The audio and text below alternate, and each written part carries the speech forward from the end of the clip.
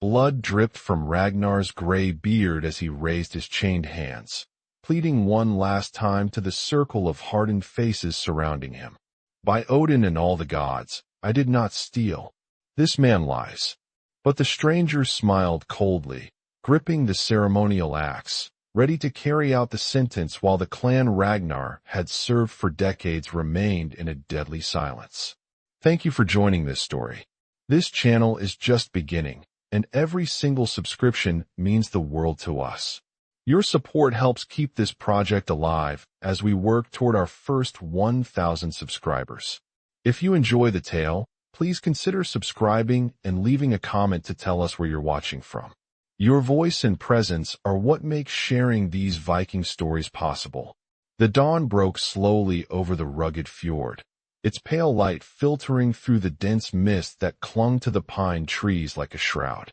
The air was crisp, biting at exposed skin with the sharpness only a northern spring could carry. In the small settlement nestled between the rocky shore and the dense forest, the quiet rustle of life began to stir. Smoke curled upward from stone hearths, weaving through the low wooden homes, carrying the scent of burning pine and dried herbs.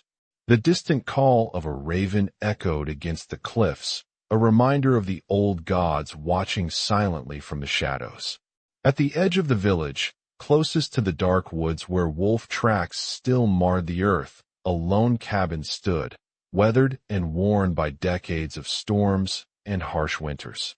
Its walls, made from thick logs hewn by careful hands, were scarred with the passage of seasons, each groove and crack telling stories of survival and endurance. The roof sagged slightly, heavy with moss and lichen, and frost still clung to the edges of the small, shuttered windows.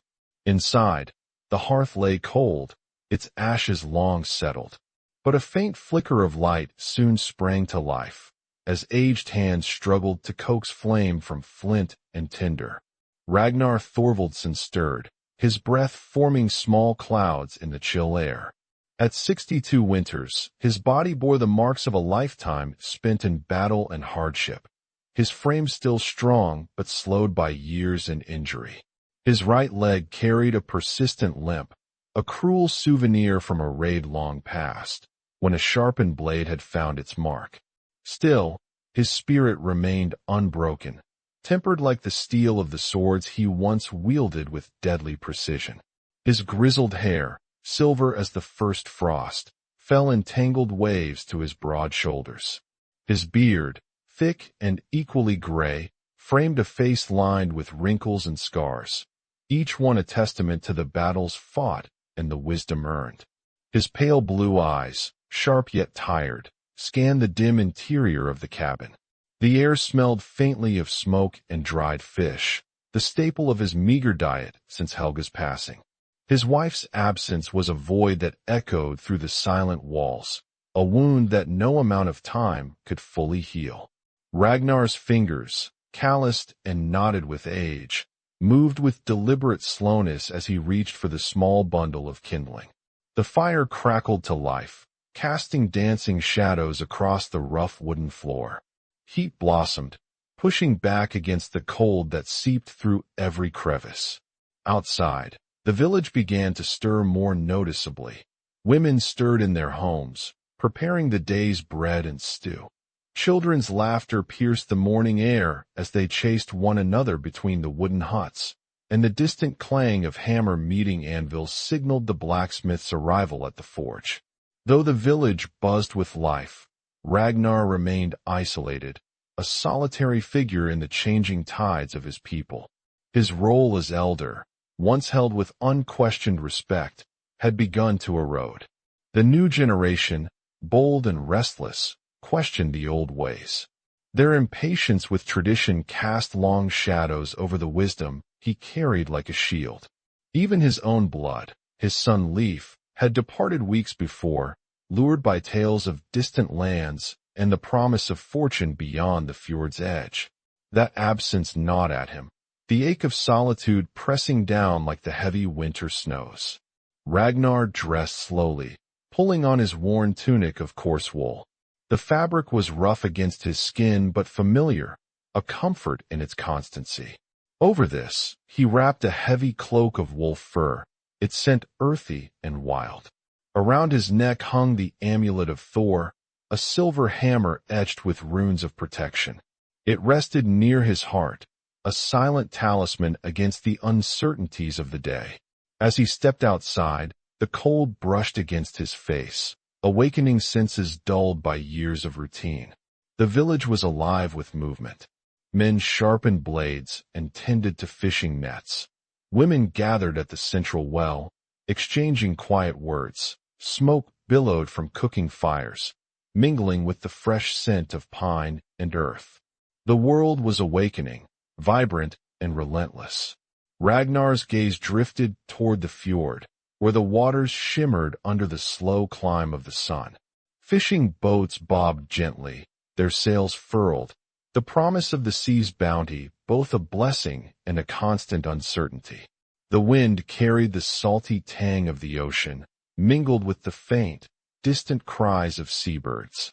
The landscape was harsh yet beautiful, jagged cliffs giving way to dense forests, the eternal twilight of the north lending a dreamlike quality to the scenery. Within the village, life pressed forward. Ragnar made his slow way toward the communal hall, the place where stories were told and decisions made. The wood beneath his boots was worn smooth by generations of footsteps. Inside, the familiar scent of burning pine and seasoned timber filled the air.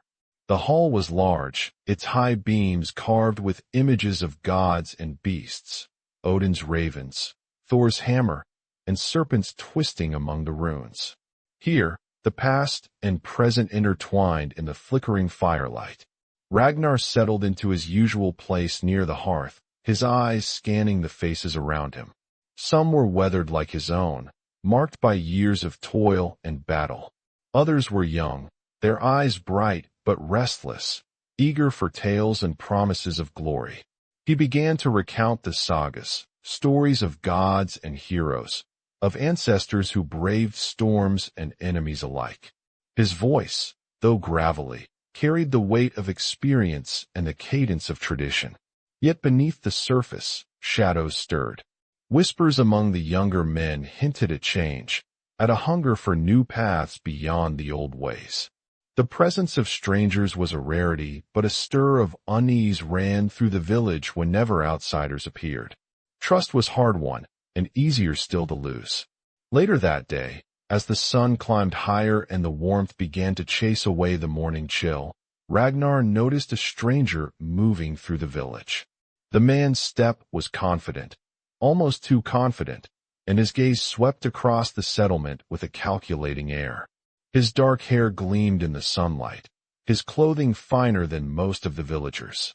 A cloak of rich blue, trimmed with fur that spoke of distant lands.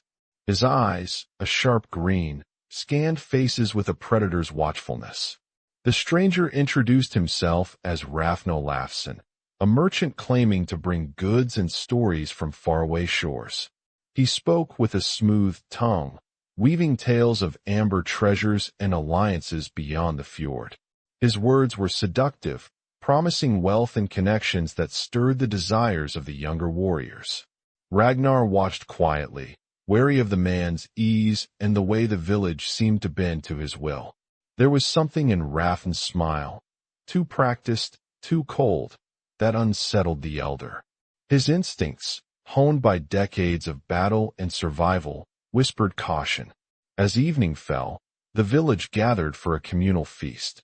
Fires blazed brightly, casting a warm glow over faces flushed with food and drink. Rafn took a seat near Jarl Gunnar, occupying a place of honor usually reserved for Ragnar himself. The elder felt a sharp pang of displacement, his role challenged not by force but by charm and cunning. The Jarl, a man in his mid-40s with dark blonde hair streaked with gray, listened eagerly to Rafn's promises of trade routes and alliances. His stern features softened by hope and ambition. Ragnar remained silent, the weight of unspoken words heavy upon him. Later, as the revelry waned and shadows deepened, Ragnar returned to his cabin. The cold air bit at Ragnar's breath caught in his throat. His eyes searched the altar and the floor for any sign, scratches, footprints, a fragment of cloth. The silence pressed down, heavy and accusing. He realized then that his worst fears were true, and the shadow cast by the stranger was darker than he had imagined. The door creaked open suddenly, and Rafn entered with a cold smile, followed by Jarl Gunnar and two of the clan's fiercest warriors. The atmosphere shifted instantly from quiet reverence to suspicion and accusation. Rafn's voice, sharp and accusing, cut through the stillness. He claimed Ragnar had stolen the medallion, planting it beneath his own bed as proof of guilt. The Jarl's face tightened, his trust shaken by the stranger's words and the absence of their sacred symbol. Ragnar protested vehemently, his voice rough with rage and despair. He swore his innocence by all the gods and seasons he had survived. But the evidence, planted though it was damning in the eyes of the clan. The young warriors, eager to see change and doubtful of the old ways, cast cold glances toward the elder. As the men searched Ragnar's humble cabin, the medallion was found, deep beneath the straw of his bed. The betrayal felt deeper than any wound. The Jarl's judgment was swift and merciless. Theft of sacred relics was punishable by death. Dragged before the gathered clan, Ragnar's heart ached not from the chains that bound his wrists, but from the betrayal of those he had served all his life. His voice, pleading and defiant, called out for justice, for a chance to prove his innocence in the ancient trial of Holmgang. Yet the murmurs around him told a different story, one of doubt, of impatience with the old guard. Frida's sudden voice cut through the murmurs, her own fear tempered by courage. She swore to have seen Rafn placing the medallion in Ragnar's cabin, a truth that should have turned the tide. But Rafn dismissed her, mocking the young girl's words as lies meant to save a guilty old man. Ragnar's eyes searched the crowd for allies, for those who might still believe in the elder who had led them through famine and war. Some looked away, ashamed, while others remained cold and unmoved. The weight of isolation pressed down like an iron yoke. Then, in the moments when all seemed lost, a figure appeared on the horizon of the fjord. A boat, sails burning bright red, cut through the morning mist with purpose. From its bow leapt a man, Leif Ragnarsson, the elder's son, returned from distant shores with the wind at his back and determination in his gaze.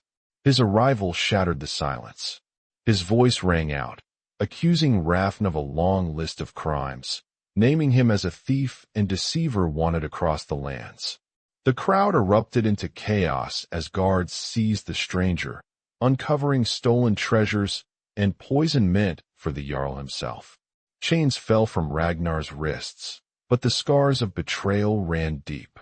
Though cleared of guilt, the elder's soul bore the pain of a people's doubt. That night's feast, meant to honor him, found him absent, his chair empty, his cabin deserted, and a small boat vanished from the shore. They say that on moonlit nights, a solitary figure rose across the fjord's silver waters, a gray beard illuminated by the pale light. Ragnar Thorvaldsson, the elder who chose exile over the company of those who had doubted him, forever bound to the sea and the honor that no man could take away. The heavy steps echoed through the twilight as Ragnar approached his cabin, each footfall stirring the frozen earth beneath his worn boots.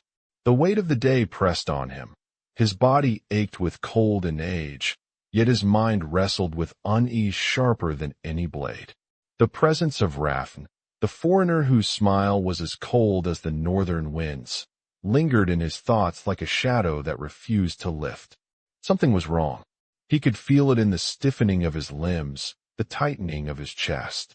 As he neared the threshold of his home, a humble shelter weathered by years of storms, the faintest flicker of movement caught his eye. His breath caught. In the half-light, among the lengthening shadows cast by the dying embers of the village fires, a figure crouched near the door, her form small and fragile against the rough timber. The girl, Frida, her fiery red hair spilled in disarray over her shoulders, catching the last light like a flame burning desperately in the encroaching darkness. Her blue eyes, wide and glistening, met his with a mixture of fear and resolve.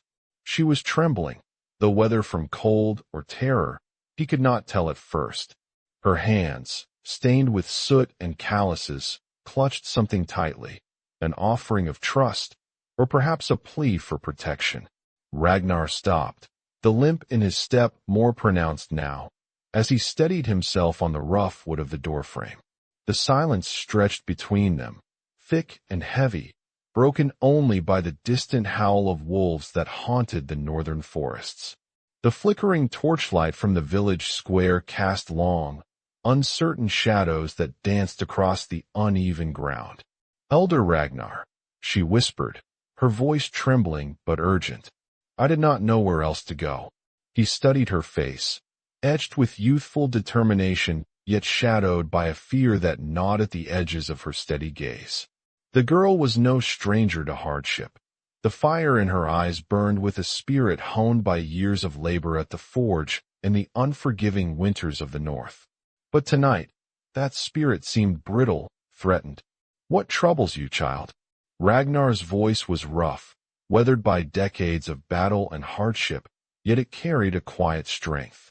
He could have commanded armies, but now he was a man faced with a simple, human question: to trust or to turn away. Frida lowered her voice even further, casting anxious glances toward the shadows beyond the flickering light. "It is Rafn, the stranger. He is not what he claims. I saw him in the temple, touching the sacred offerings. I was too afraid to stop him, but I know he seeks to bring harm." The words landed like cold stones in Ragnar's chest. The temple was sacred ground, touched only by the purest of hearts and guarded by the silent watch of the gods. To see a man, a stranger, defile that space was sacrilege. And if Frida spoke true, the threat was far greater than mere theft. He felt a surge of protectiveness swell within him, a fierce need to shield this girl and the village he had sworn to serve. Yet beneath that impulse, a gnawing doubt twisted cold in his gut.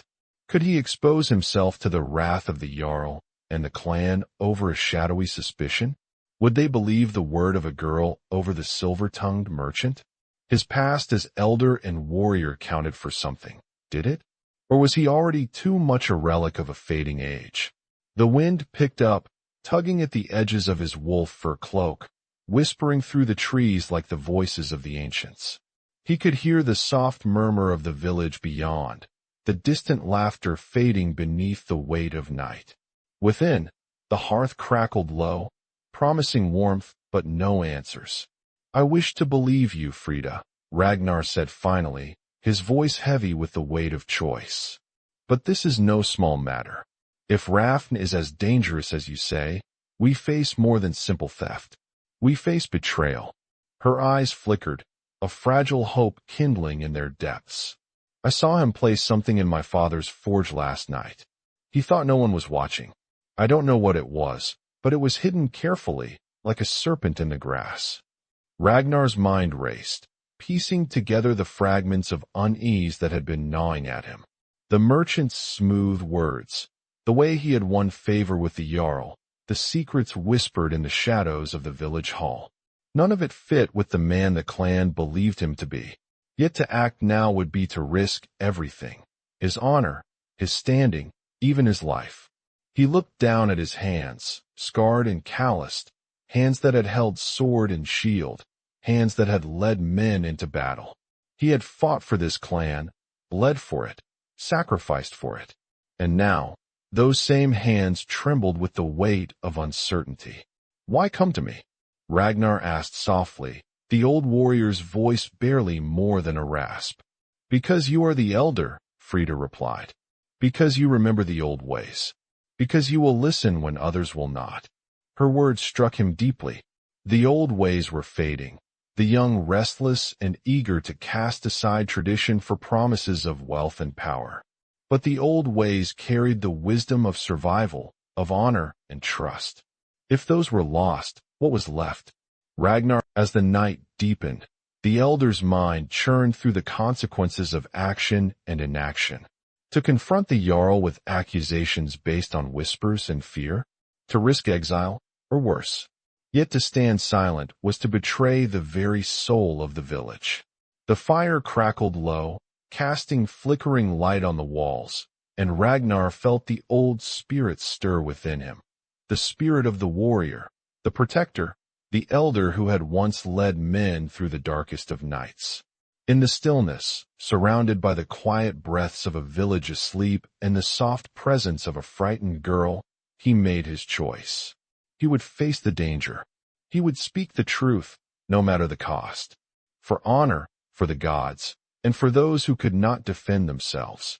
The dawn was still far away, but in the depths of the night, a fire burned quietly in the heart of an old Viking. And with it, the first flicker of hope against the gathering storm. The cabin stood quiet against the cold breath of the night, its timber walls a shield against the creeping chill that sought to invade. Inside, the fire's amber glow flickered softly, casting long shadows that danced like spirits across the rough-hewn planks. Ragnar moved with deliberate care, his ancient joints stiff but steady. The weight of his years pressed upon him, yet there was a tenderness in his actions betraying the hard exterior forged by decades of battle. Frida sat on a low bench near the hearth, her hands wrapped around a small wooden bowl filled with warm broth. Her fiery hair, tangled and loose from its usual braid, caught the firelight and seemed to flicker with an almost otherworldly glow. Her pale skin, marked by faint freckles that traced across her nose and cheeks, flushed with a mixture of cold and relief. She sipped slowly, the warmth spreading through her like the slow awakening of a weary traveler finally finding shelter. Ragnar watched her with eyes both sharp and soft. The girl was young, yet in her gaze burned a fierce resolve uncommon for her age. There was a quiet strength beneath the surface, tempered by the weight of fear that had driven her into the shadows earlier. He recognized now the burden she carried, the knowledge of danger lurking close, whispered in the night and cloaked in deception. The elder moved to the corner where a bundle of furs lay folded, worn but clean. He pulled them close, their odor sharp with the scent of animals and earth, a reminder of the wild lands beyond the village. "Wrap yourself," he said gruffly, his voice low but not unkind. "The cold will steal your breath if you linger too long in the open." Frida obeyed without hesitation, letting the heavy pelts settle around her slender frame. She shivered slightly, but did not complain. Her blue eyes met his, unblinking and steady. For a moment, the silence between them was thick, filled with unspoken questions and the fragile threads of trust beginning to weave.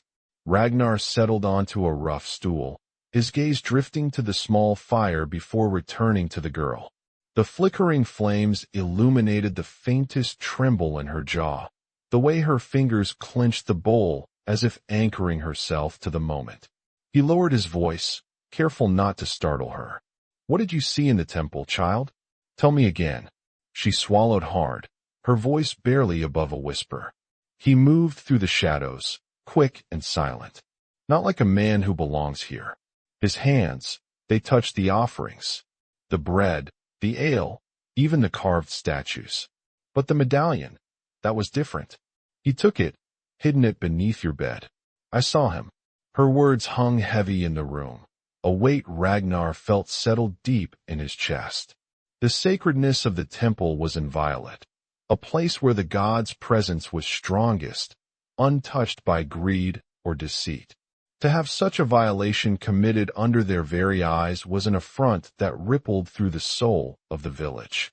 Yet, even as he listened, a shadow of doubt gnawed within him. Had the girl truly seen what she claimed? Or was the fear twisting her memories into something darker? The old warrior's mind, sharpened by years but slowed by age, struggled to reconcile the fragments of truth and suspicion. Ragnar's hand moved to the amulet at his neck, the silver hammer of Thor cool against his rough skin. It was a talisman, yes, but also a symbol of the burden he bore, not just as elder, but as protector of the clan's spirit.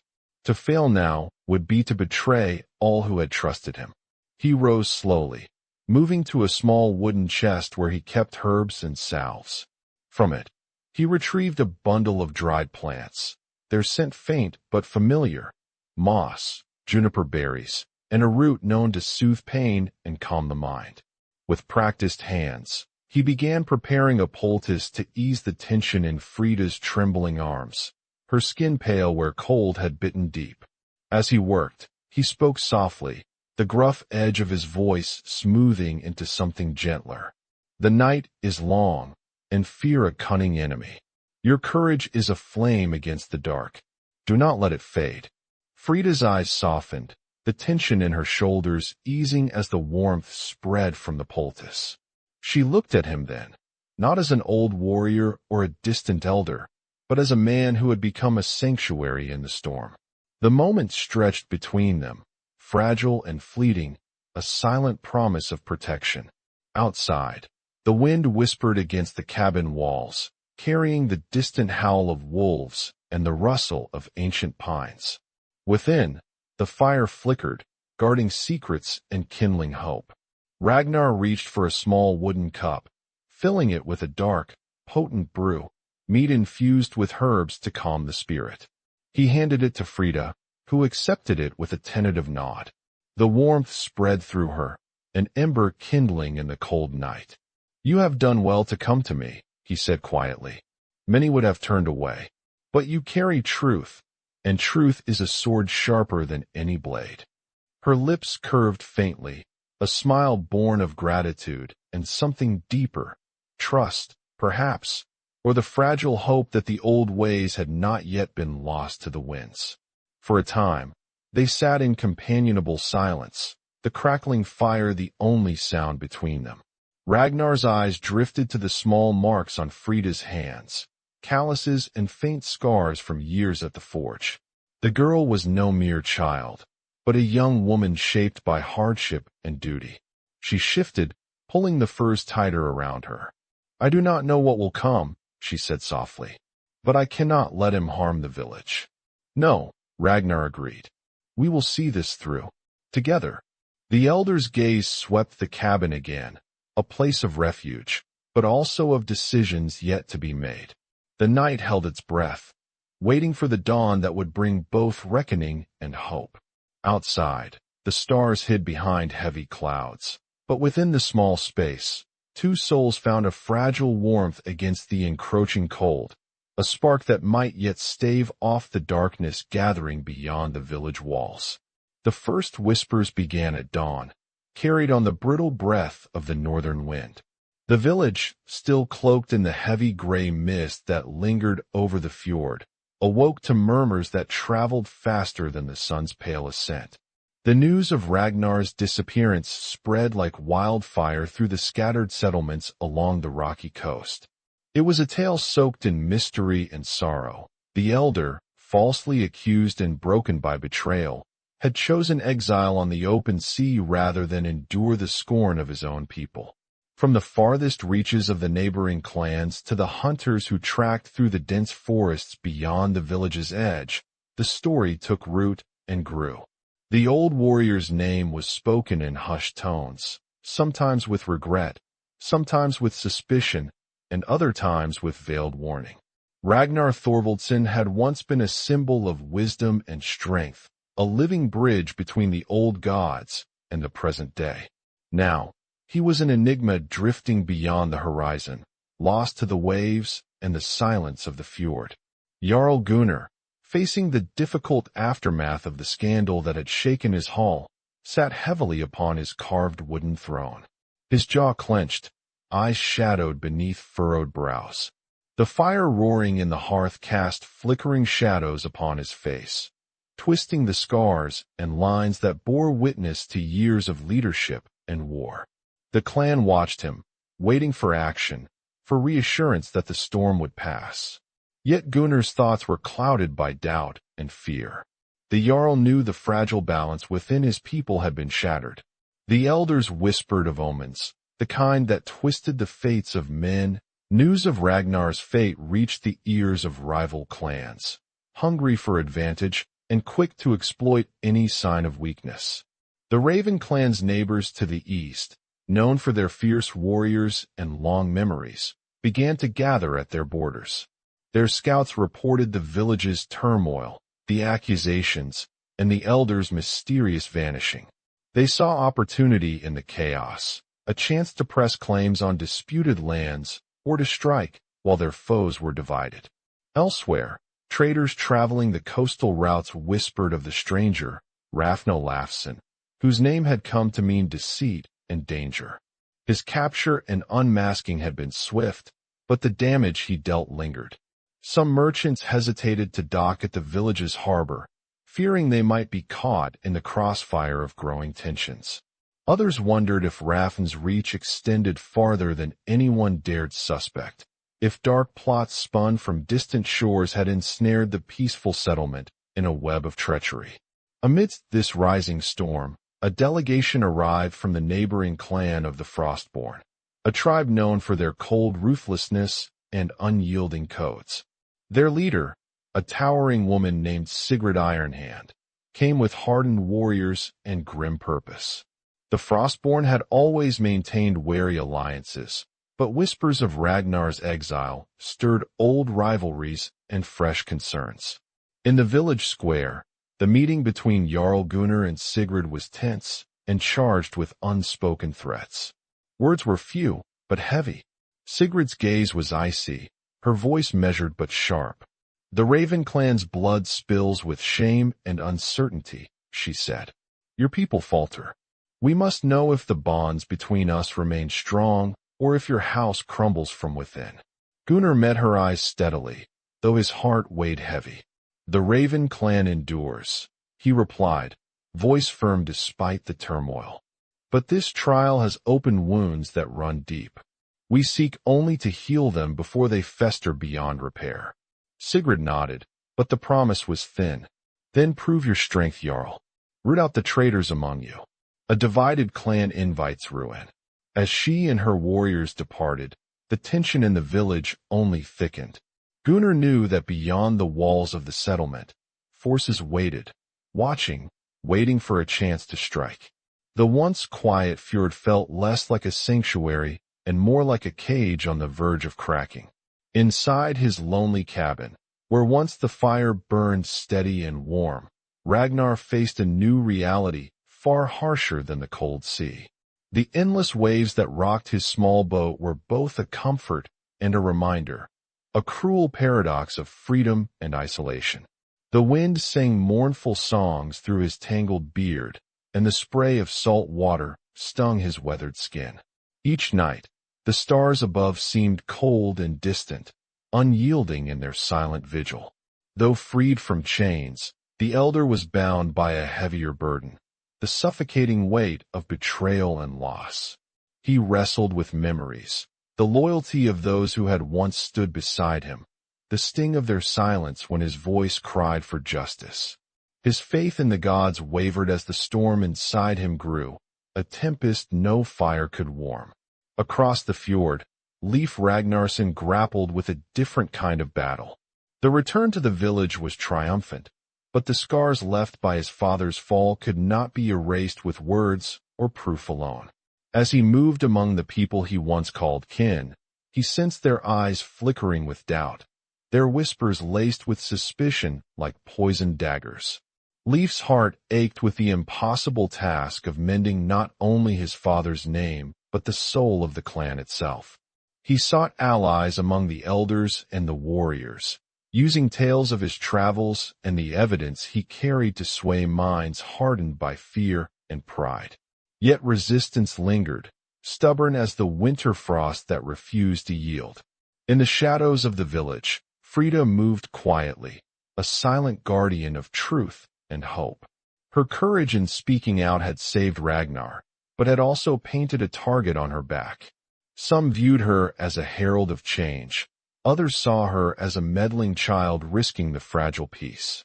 The weight of their judgment was heavy, but she pressed on, fueled by a conviction that the old ways, honor, truth, loyalty, were worth fighting for.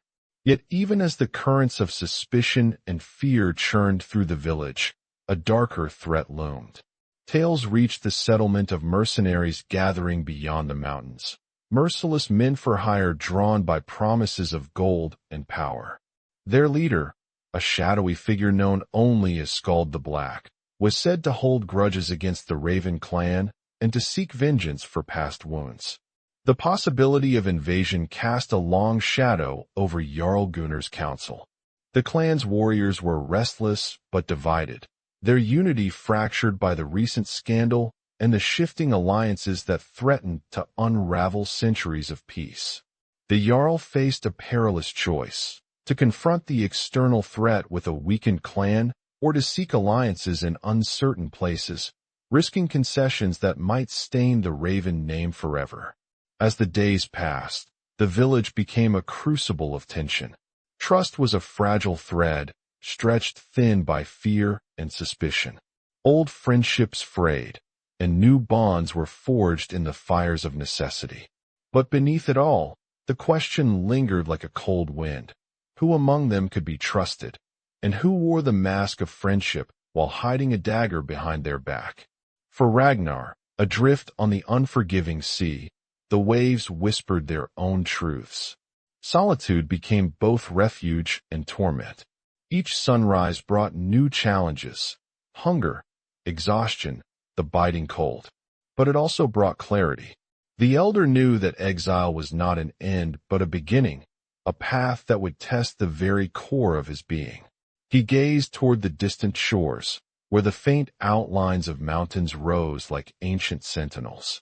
Somewhere beyond the horizon lay answers, or perhaps only more questions. His heart ached for the clan he'd served, for the son who had returned too late to save him from the judgment of men.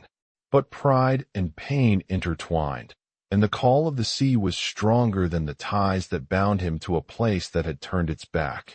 In the cold embrace of night, under a vault of stars cruel in their indifference, Ragnar made a silent vow. The gods might have abandoned him, and his people might have cast him out, but his honor would remain unbroken.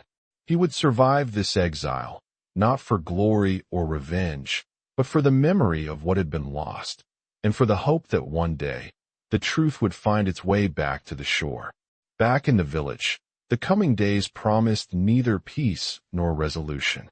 The shadows lengthened, and the weight of history pressed down on every heart. The tide was turning, and with it, the fate of the Raven clan hung precariously in the balance. The world outside watched and waited, and the storm was just beginning. The village square was a frozen tableau, etched sharply by the biting northern wind that sliced through the thick woolen cloaks of those gathered. The crowd was swollen, a mass of grim faces illuminated by flickering torchlight, their eyes reflecting suspicion, fear, and a simmering hunger for judgment.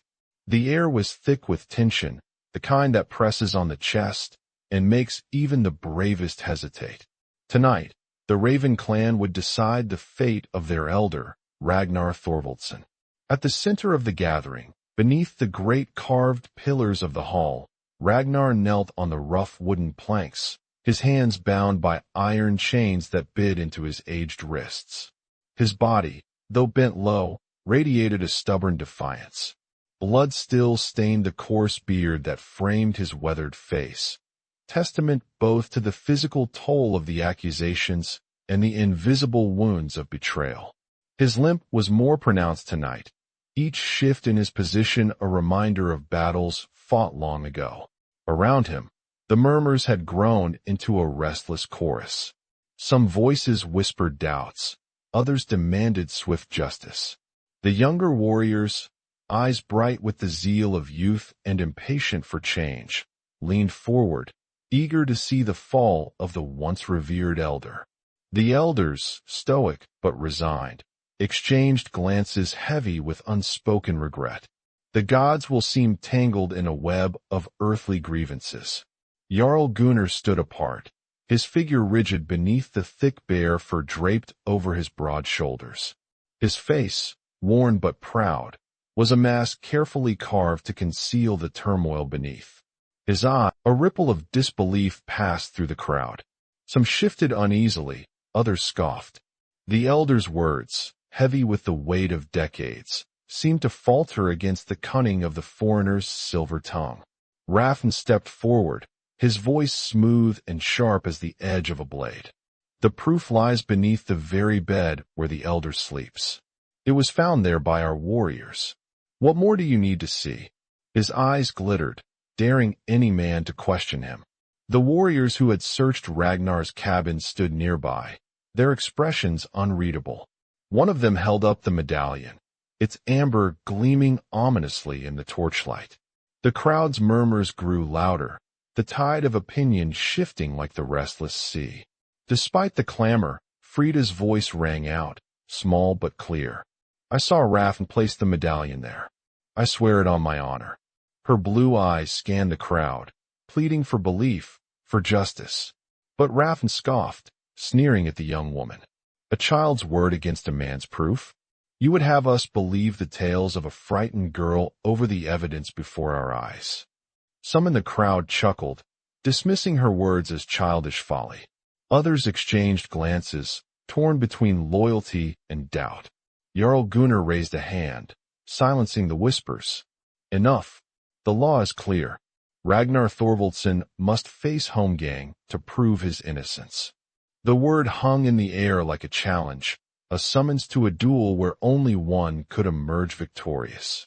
The ancient ritual was a brutal trial by combat, a test of strength and was sanctioned by the gods. For a man of 62 winters, bearing the scars and burdens of age, it was a daunting prospect. Ragnar's breath came steady. I accept. Let the gods judge. A murmur of surprise swept the crowd. Some saw courage, others foresaw tragedy. As preparations began, the elder's eyes locked with those of the Jarl. There was a flicker of hesitation there, an unspoken conflict between duty and doubt.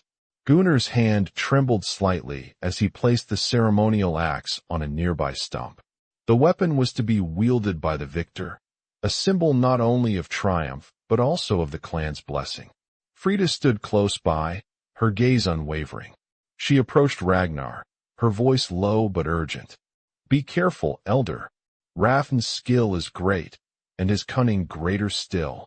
Ragnar nodded, feeling the weight of her words settle beside the cold steel of the axe. I have fought many battles, child. This will be no different. The crowd parted as the combatants took their places in the cleared space beneath the great hall's shadow. The firelight cast long shadows, flickering like restless spirits on the rough wooden floor. The silence was profound, broken only by the crackling of burning pine and the distant howl of wolves beyond the village. Rafn moved with the confidence of a man who had never known defeat. His lithe frame was coiled and ready, eyes gleaming with malice and anticipation. The knife at his belt gleamed, a silent promise of swift death. Ragnar, despite the limp that slowed his step, stood tall as the gods would allow. His hands, calloused and scarred, gripped a worn wooden staff, the symbol of his age and experience rather than youthful agility. His breath misted in the cold air, steady and measured. The Jarl raised his voice. Begin. The clash was sudden and fierce. Rafn lunged forward, blade flashing in the firelight. Ragnar parried with the staff, the heavy wood absorbing the strike with a thud that echoed through the hushed square. The younger man's movements were swift, almost predatory, each strike calculated to kill. But Ragnar's defense was not born of speed. It was forged through decades of survival, of knowing when to yield and when to strike. He twisted, sidestepping a blow that would have tore flesh from bone, countering with a sharp strike of his staff that caught Rafn's arm. A startled hiss escaped the younger man's lips. Blood blossomed on his tunic where the staff made contact. The duel wove back and forth, a brutal dance beneath the watchful eyes of the clan. Sweat and blood mingled on Ragnar's brow, his breath growing ragged. Every movement was a test of will, every strike a prayer to the gods.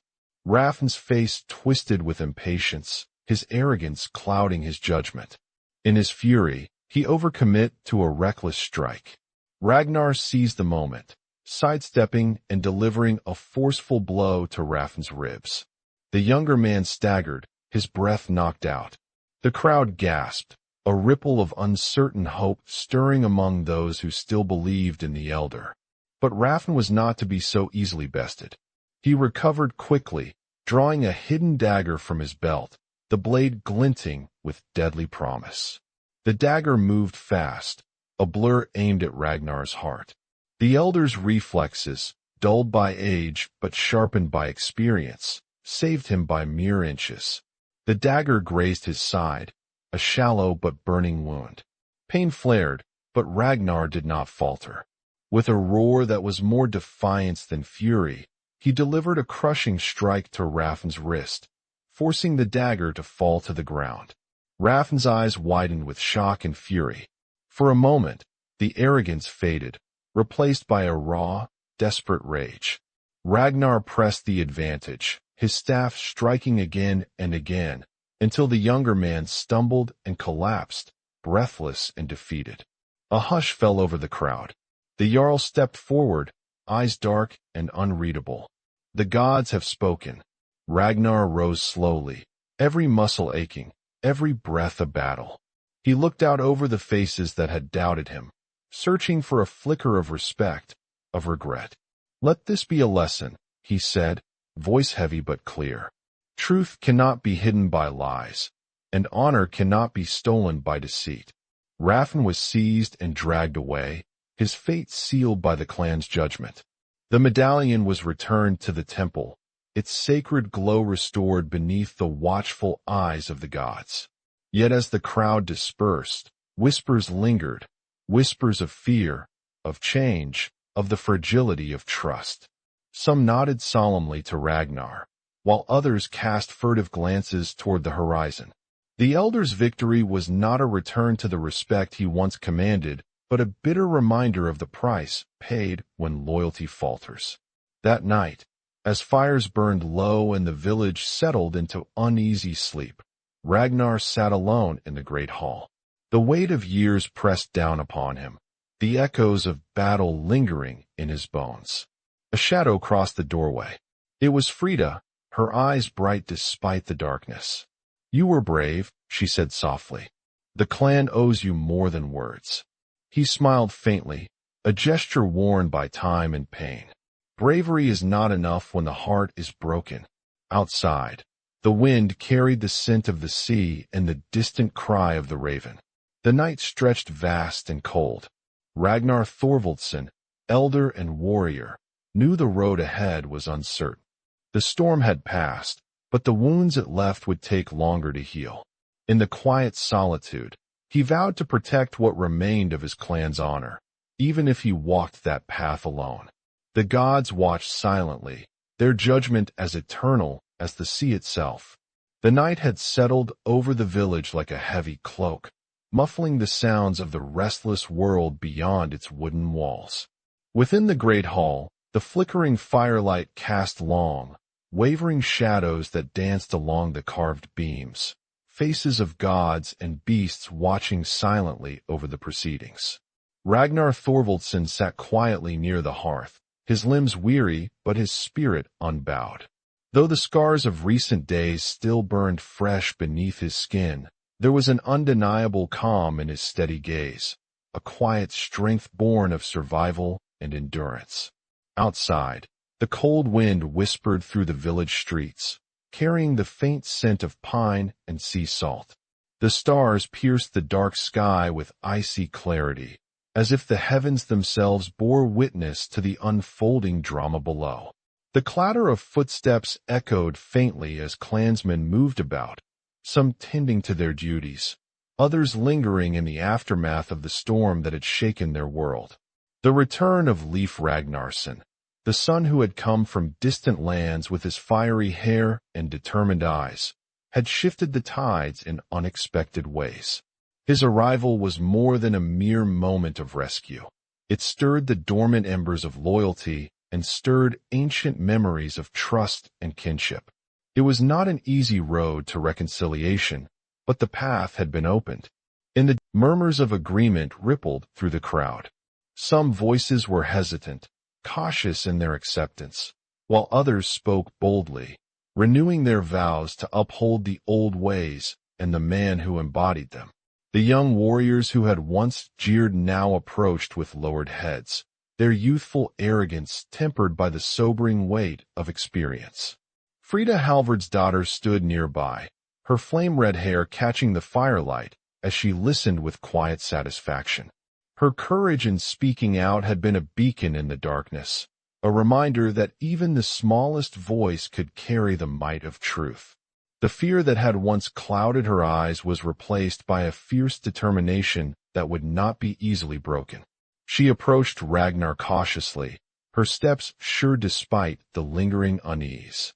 "Elder," she said softly, her voice steady but carrying the tremor of emotion. "Your name is cleared, and the clan sees you once again as their guide. You have my gratitude for your wisdom and your strength." Ragnar's gaze settled on the young woman, the faintest trace of a smile flickering beneath his weathered beard. "You have done more than speak, child. You have carried the weight of truth when many would have turned away. The gods will remember this night." The elder's cabin, once a place of solitude and shadowed suspicion, now felt like a sanctuary reborn. The worn wooden walls seemed to breathe with renewed life, the fire once again warm and steady. Though his body still ached, the heavy chains that had bound his wrists were gone, freed by the restoration of his honor. Yet, beneath the surface of relief lay the lingering wounds of betrayal and the quiet sorrow of a broken trust. Leif's presence was a balm to the old warrior's soul. The son who had journeyed across treacherous seas and foreign lands returned not only as a bearer of truth, but as a symbol of hope and continuity. Their reunion was a whispered promise that blood and bond could endure even the harshest storms. Under the gray dawn, father and son stood side by side, looking out over the fjord where the waves lapped gently against the rocky shore. The sea was both a barrier and a bridge, a reminder of the vastness of the world and the ties that bound them to this rugged land. Leif's voice broke the silence, low and resolute. "They will speak your name with honor once more, Father. The truth cannot be buried, no matter how deep the shadows." Ragnar nodded slowly, the weight of years etched into the lines of his face. "It is not for their words I wait, but for their hearts to heal. Trust, once shattered, is a fragile thing." The days that followed were filled with quiet gestures of reconciliation. Invitations to share spear and mead were extended, hands were clasped in renewed friendship, and stories began to weave anew around the firelight. The clan's children played under the watchful eyes of their elders, the cycle of life continuing despite the scars left behind. Yet, the elder knew that beneath the veneer of peace, the currents of change still swirled. The younger generation, emboldened by Rafn's deception and the challenge to their traditions, pressed for new ways. The old rites and customs, once the unshakable bedrock of their identity, were now questioned with a restless fervor. Ragnar, with the wisdom of seasons long past, understood this tension all too well. The world was turning, and with it, the fate of the Raven clan. In a quiet moment, seated beside the hearth of the great hall, he spoke with Jarl Gunnar, two men bound by duty and regret. The Jarl's gaze was heavy, but his voice held a note of humility. "We have seen how easily trust can be broken, and how difficult it is to mend. The clan looks to you, Ragnar, not only for wisdom but for guidance through these uncertain times." The elder's reply was measured, eyes reflecting the flickering flames. "I will stand for the clan as long as the gods grant me breath. But the future must be forged not by the old alone, nor the young without counsel. We must find balance, or risk losing all that we hold dear. Their words hung in the air like a solemn pact. The path ahead was uncertain, fraught with the echoes of the past and the promise of an unknown dawn. In the stillness, Frida came to sit beside them, a quiet presence of youthful hope. "I will learn," she said simply, "so that I might carry the truth forward." A nod from Ragnar was all the answer she needed. The old ways would not be cast aside lightly, but neither would they remain untouched. The village itself seemed to breathe with new life as the seasons turned. The bitter chill of winter gave way to the tentative warmth of spring. Snow melted into the streams, and the first buds of green pushed through the thawing earth. The people of the Raven clan worked side by side, repairing homes, tending fields, mending the wounds of both body and spirit. As the sun set on one such day, the clan gathered once more in the great hall, not to judge, but to celebrate. The air was thick with the scent of roasting meat and spiced ale, the sounds of laughter and song weaving through the wooden beams. Faces that had once been hardened by doubt now shone with cautious joy. Ragnar, seated near the fire, allowed himself a rare moment of peace. Around him were those who had stood firm and those who had faltered. The threads of their lives, tangled and frayed, were slowly rewoven into the tapestry of their shared fate. Leif joined him, the warmth of family bridging years of absence and pain. Their hands met in a clasp that spoke of unspoken forgiveness and enduring bond. A few steps away, Frida's eyes met Ragnar's, a silent acknowledgement passing between them. The seed of trust planted in the darkest night had begun to bloom. Yet, even amid the revelry, the elder's gaze drifted toward the open door, where the wind carried voices from beyond the fjord. The world was vast, full of new challenges and ancient mysteries. The Raven clan had weathered their first storm, but many more lay ahead. Ragnar closed his eyes briefly, feeling the steady beat of his own heart, the echo of battles fought, losses endured, and hopes rekindled. The gods watched still, their judgment eternal. The elder's path was far from over. But for this night, at least, there was peace. And in that fragile peace lay the promise of redemption, for a man, for a clan, for a way of life forged in fire and bound by honor. The dawn broke with a gentle light, softening the rough edges of the village that had so recently been torn by suspicion and sorrow. The sharp northern winds had quieted, leaving behind a stillness that felt less like silence and more like a breath held in cautious hope. The Raven clan stirred anew, not just waking from sleep, but rising from the shadows that had fallen over them. The scars of the past weeks were still visible, in the furrowed brows of the elders, in the tentative steps of younger warriors, and in the quiet glances exchanged at the forge, the well, and the longhouse. Yet beneath it all was a fragile thread weaving them closer, a slow but steady healing. Ragnar Thorvaldsson's cabin, once a place marked by isolation and the bitter weight of accusation, now hummed quietly with renewed purpose. The old warrior had returned, slower perhaps, but not broken. His presence was a balm, a living reminder that honor endured beyond the wounds inflicted by betrayal. The walls, scarred by time and seasons, seemed almost to breathe again, warmed by the steady fire that flickered in the hearth. Outside, the first hints of spring crept across the land, the ice melting on the fjord, tender shoots pushing through thawing earth, and the distant cries of seabirds heralding the return of the warmer days. Within the village, life had begun to reclaim its rhythm. The women gathered once more at the well, voices mingling with the clatter of buckets and the laughter of children at play. The blacksmith's forge rang with the steady rhythm of hammer on anvil, a song of renewal and creation. Men repaired fishing nets, trimmed the sails of their boats, and shared stories beneath the pale sun. The longhouse was alive again, filled with the scent of burning pine and roasting meat, the smell of feasts that marked beginnings as much as endings.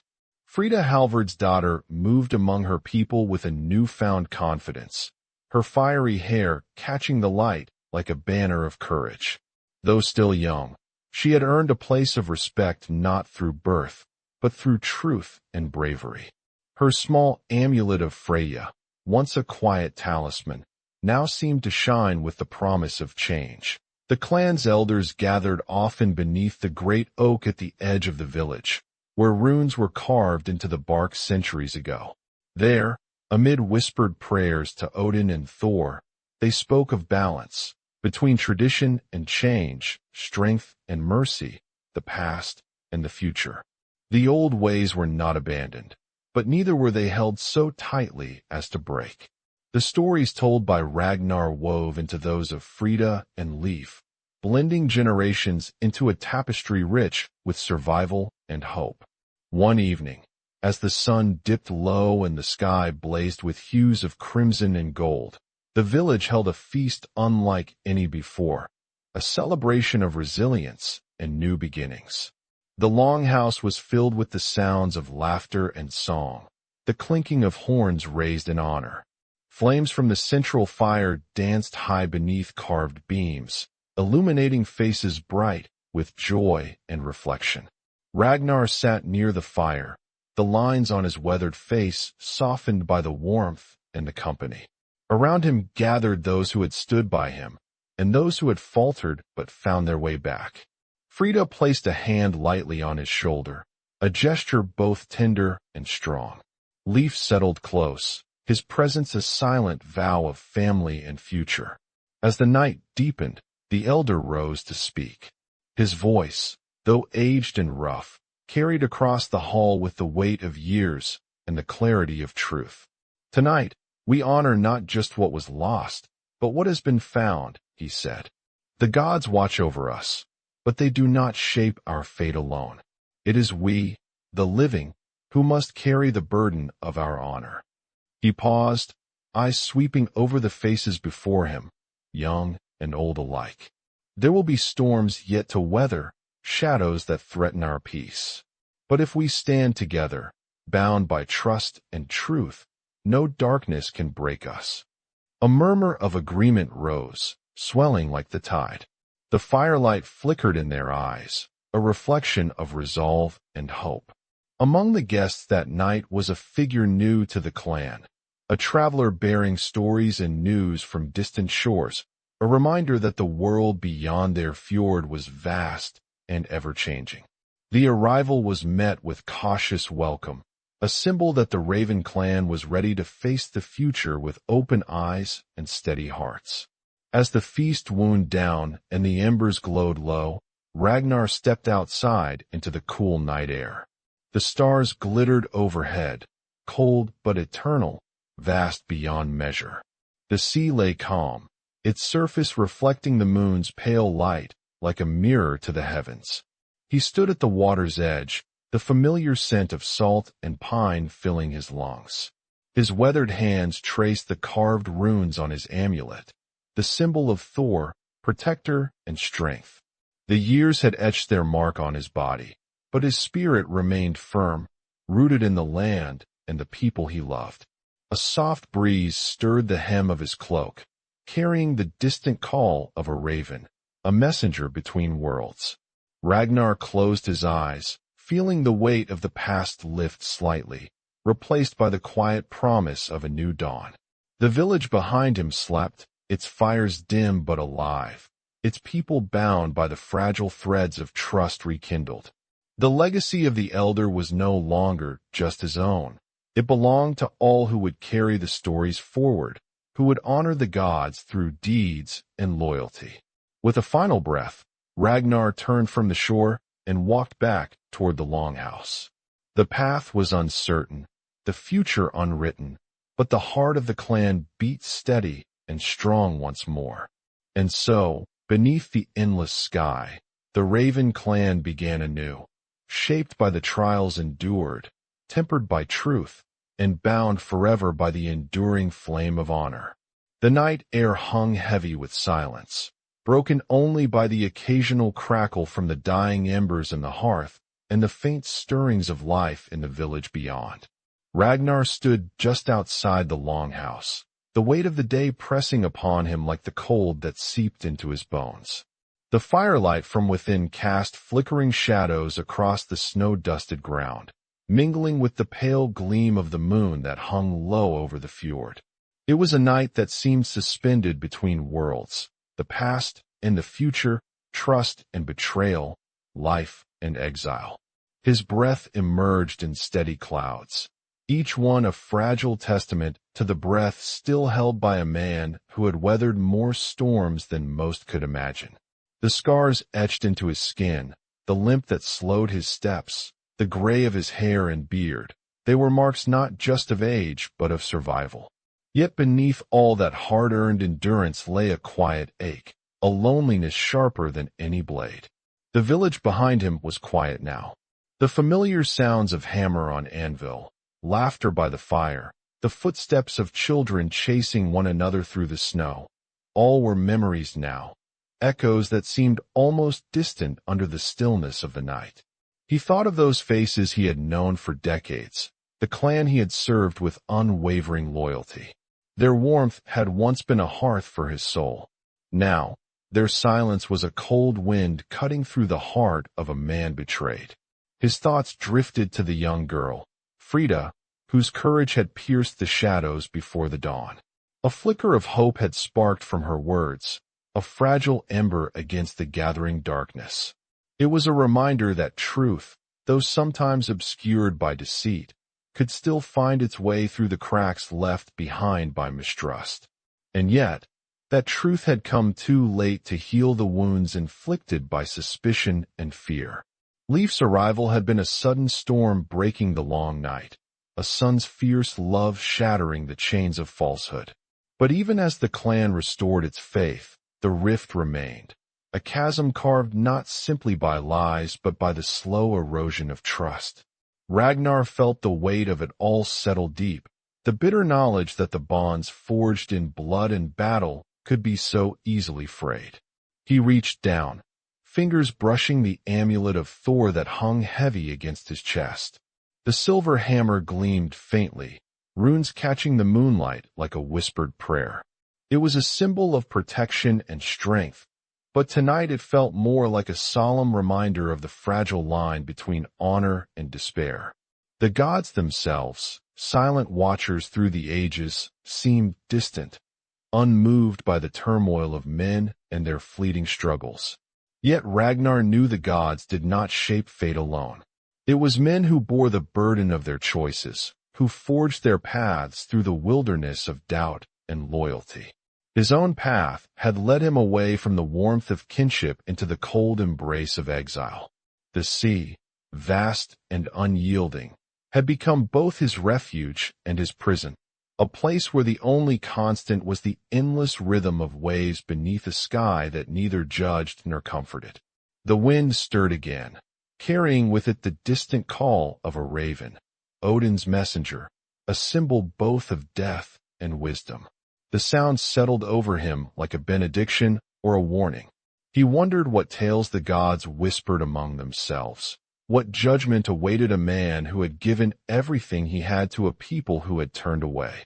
A faint smile touched Ragnar's lips, slow and weary.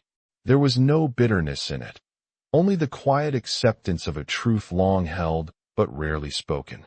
Honor was not something given or taken lightly. It was a flame carried in the heart, unyielding even when the world tried to smother it.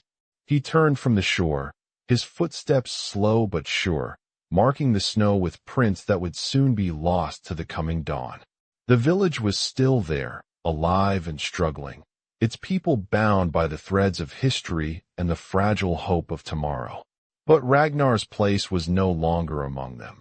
His story was now one of solitude, of a warrior choosing the vast loneliness of the sea over the cold shoulders of those who doubted him.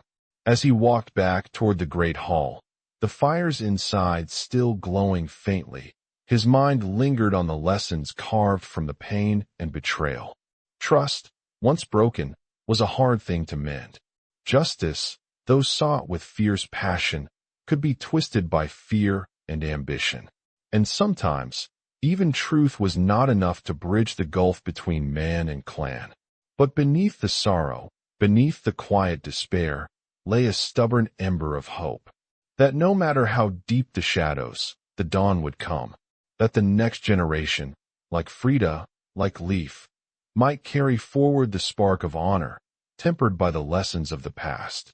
Ragnar paused. If this tale has stirred something within you, if the struggles of honor, trust, and betrayal echo across time and place, then join us again. Subscribe to walk these shadowed paths, to hear the voices lost to the fjords and forests, and to find the flicker of light that endures in the darkest nights.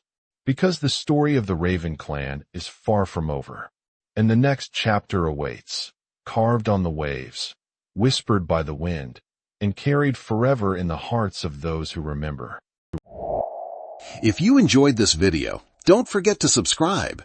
We're just getting started and we really need your support. And may the gods grant you a legendary life.